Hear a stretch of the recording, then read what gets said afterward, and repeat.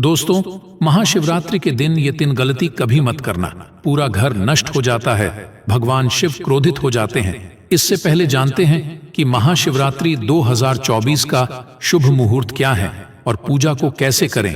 तो दोस्तों, सनातन धर्म में महाशिवरात्रि के पर्व अधिक महत्व है। पंचांग के अनुसार फाल्गुन महीने के कृष्ण पक्ष की चतुर्दशी तिथि की शुरुआत 8 मार्च 2024 को रात्रि 9:57 से होगी और इसके अगले दिन यानी 9 मार्च 2024 को शाम 6:17 पर तिथि का समापन होगा।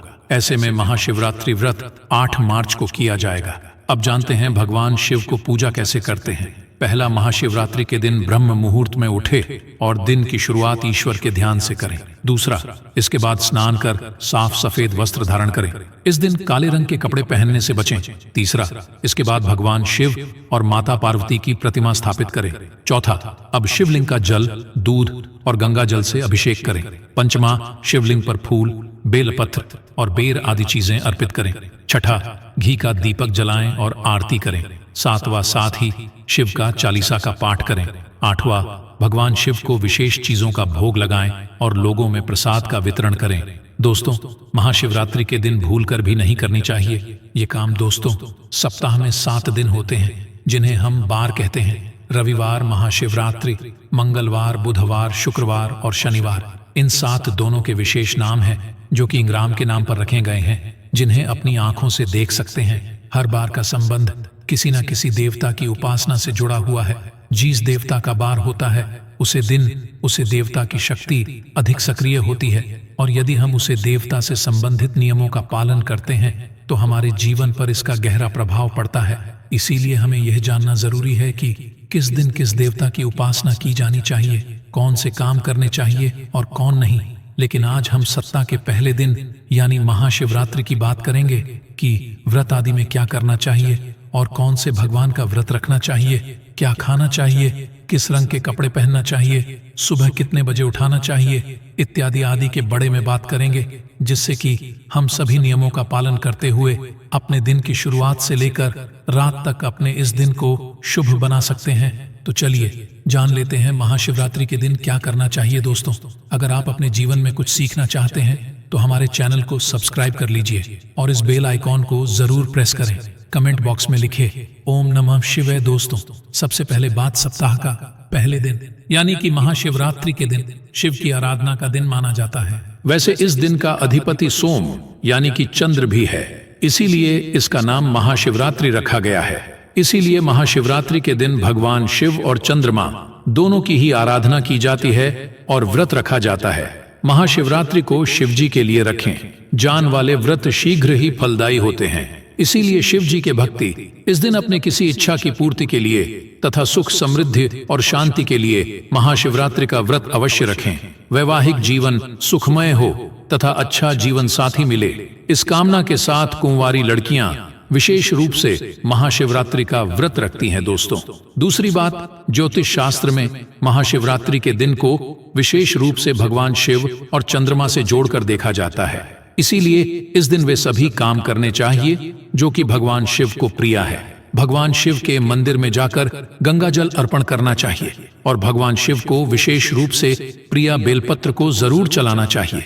शिव जी को चंदन का लिप भी लगाना चाहिए और आटे की पंजीरी का भोग लगाना चाहिए। रात्रि में चंद्रमा को और जी भी अवश्य देना चाहिए। इससे जीवन में सुख, समृद्धि और धन की प्रताप होती है।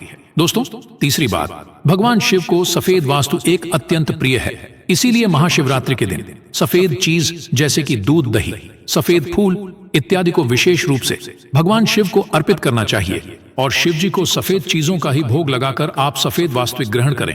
इससे आप पर शिव जी की कृपा अवश्य बरसेगी।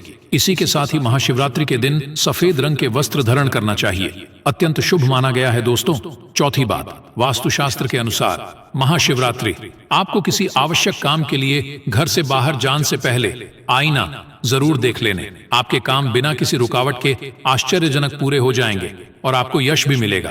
दोस्तों, ये काम है जो हमें महाशिवरात्रि के दिन करने चाहिए, लेकिन कुछ काम ऐसे भी हैं जो हमें महाशिवरात्रि के दिन कभी नहीं करने चाहिए। पहले बात, महाशिवरात्रि के दिन कल रंग के कपड़े पहनकर शिव जी के मंदिर में भूल कर भी ना जाए। व्रत आदि में भी कल रंग के कपड़े कभी ना पहने। महिलाओं को महाशिवरात्रि के दिन बाल नहीं धोने चाहिए, इससे परिवार पर गहरा असर पड़ता है। महाशिवरात्रि के व्रत में व्रतधारी को थोड़ा स्वयं रखना चाहिए, इससे शिव जी क्रोधित हो जाते हैं। महाशिवरात्रि के व्रत में व्रतधारी को फलों में नाशपाती का सेवन नहीं करना चाहिए, शुभ नहीं माना जाता। दूसरी बात, महाशिवरात्रि के दिन मांस का सेवन करना वर्जित है। इसके विपरीत शिव जी का व्रत रखना चाहिए या फिर दही, फल इत्यादि का सेवन करना चाहिए। दोस्तों, तीसरी बात, महाशिवरात्रि के दिन किसी का अपमान ना करें और बुरे अपशब्द पहले, इससे जीवन पर बैठी मां सरस्वती का अपमान होता है और ऐसा बड़ा व्यवहार महाशिवरात्रि के व्रत में तो कटाई न करें, भारत टूट जाता है दोस्तों।